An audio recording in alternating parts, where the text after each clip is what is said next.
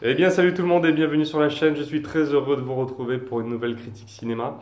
Aujourd'hui, je vais vous parler de Alita Battle Angel, film que j'ai été voir hier soir et que j'attendais énormément parce que c'est un film qui est produit par James Cameron. Pour ceux qui ne connaissent pas Monsieur Cameron, c'est lui qui a fait Terminator 2, qui a fait Titanic, qui a fait Avatar. Et ben voilà, c'est que des superbes films moi, qui m'ont marqué. Donc j'étais super heureux enfin j'étais super excité au début pour d'aller voir ce film. Ce film est une adaptation d'un manga qui s'appelle Gun.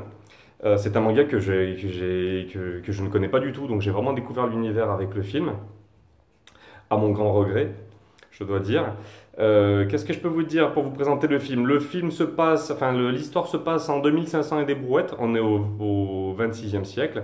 La Terre a été ravagée par des guerres. Quel type de guerre? On n'en sait pas trop, on n'en sait que trop rien. Mais la Terre a été ravagée et elle est coupée un petit peu en deux. Vous avez les gens qui sont toujours sur la Terre, qui sont un petit peu les moins que rien, un petit peu les malfamés, les pas chanceux. Et puis vous avez d'autres personnes qui sont sur une plateforme dans les cieux qui s'appelle Zalem et qui sont un petit peu les privilégiés. D'ailleurs, tous ceux qui sont sur Terre, leur envie apparemment, c'est de monter sur Zalem. Et donc, au milieu de tout ça, eh bien, nous allons suivre les aventures de Alita, qui est une cyborg, c'est-à-dire qu'elle a un cerveau humain dans un corps de robot. Au XXVe siècle, les cyborgs, c'est quelque chose de très courant, hein. Il y a de la robotique de partout. Alita, donc, c'est une cyborg qui est retrouvée au début du film à moitié décomposée dans une décharge par un docteur en robotique. Il se rend compte que son cerveau est intact, malgré qu'elle soit un petit peu en lambeaux. Il décide de la reconstruire et de la faire revenir un petit peu à la vie, coucou bandit. Et donc, tout au long du film, nous allons suivre les aventures d'Alita. Alita, à son réveil, elle a perdu la mémoire. Et donc, on va suivre les aventures d'Alita pour tout au long du film, sa quête pour retrouver la mémoire et pour savoir qui elle est. Donc voilà, c'est un film de science-fiction avec pas mal de combats. C'est d'ailleurs l'un des points forts du film, hein. Le film, il a des super phases de combat, euh, très bien fichues, très bien chorégraphiées. C'est le point fort du film d'ailleurs. Et je crois que c'est la seule chose que j'aimais dans le film. Tout le reste m'a laissé complètement indifférent. J'ai même du mal à vous faire une critique. Je suis même pas inspiré pour faire une critique sur ce film. Moi, il n'y a rien du tout qui m'a émerveillé dans le film. Que ce soit le monde qui nous est présenté, que ce soit les personnages, que ce soit leurs histoires, enfin, il n'y a rien de profond dans le film. Rien n'est développé. Tout va trop vite. Les gens, on voit rien. Comment vous expliquer? Les enjeux sont, sont très très mal amenés. L'univers est mal présenté. On a du mal à s'attacher aux personnages.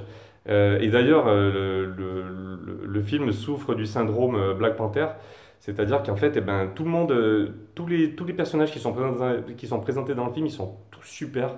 Les cyborgs sont super stylés. Les personnages ils ont une certaine classe, c'est plutôt pas mal. Mais le seul problème, c'est que tout le monde est bien, sauf le héros principal. Moi, Alita, avec ses gros yeux, moi, j'ai pas du tout adhéré. Moi, ça m'a même dérangé, ces gros yeux globuleux, cette petite bouche, son sourire un peu bizarre. Moi, j'ai eu du mal à m'attacher au personnage. On a du mal à croire que quelqu'un tombe amoureux de ce personnage. Et donc voilà, l'univers est très très mal présenté, très mal développé. Les enjeux sont très mal présentés également. Ça va beaucoup trop vite, ça manque d'émotion. Moi, j'ai eu le sentiment qu'il y avait un problème de montage. Moi, je pense que, enfin, j'ai été voir le film avec des fans du manga Gun. Donc, ils m'ont tous dit, putain, mais en fait, il se passe ça dans le film, enfin, dans le manga, là-bas, c'est ça, et ça, et ça, et ça. Et là, j'ai l'impression qu'en fait, ils ont charcuté le film charcuter toutes les scènes pour que ça pour que ça fasse un film. Et le montage est vraiment pas terrible. En plus, vous allez voir que dès le départ, Alita est très très forte. Elle arrive elle combat trois fois le même personnage d'ailleurs. Et elle s'en sort tout le temps. Soit elle le défonce, soit elle s'en sort tout le temps. Donc c'est un petit peu relou. Et le super méchant du film qui est censé un petit peu contrôler tout ce qui se passe en bas, ou qui est censé en tout cas faire un petit peu ses affaires et être le méchant du film, on le voit à peine. Et j'ai envie de vous dire qu'on en a même rien à foutre. Voilà, moi je suis déçu. J'ai pas eu la claque visuelle que beaucoup de personnes ont eue. Et vraiment, et c'est vraiment dommage parce que putain, moi je m'attendais à voir un avatar, un pseudo-avatar, quoi. Je m'attendais à prendre une claque visuelle et j'ai pas eu de claque visuelle. Donc grosse déception pour moi. Moi je déconseille vraiment ce film et c'est vraiment dommage parce que les scènes d'action sont bien, mais il y a pas de, le film n'a pas d'âme, il n'y a pas d'émotion, il se passe rien, les gens vivent, les gens crèvent, on en a rien à carrer, on s'en bat les couilles. Donc voilà, je recommande pas du tout ce film et je suis vraiment déçu que ce soit un film qui soit produit par James Cameron parce que j'en attendais beaucoup. Donc nouvelle déception. Moi, je lui mets la note de 8 sur 20. Je suis désolé, je peux pas mettre plus. Et même ça, je trouve que c'est bien payé. Ah, coucou Bandit, vous avez vu, il y a Bandit qui va faire un petit coucou.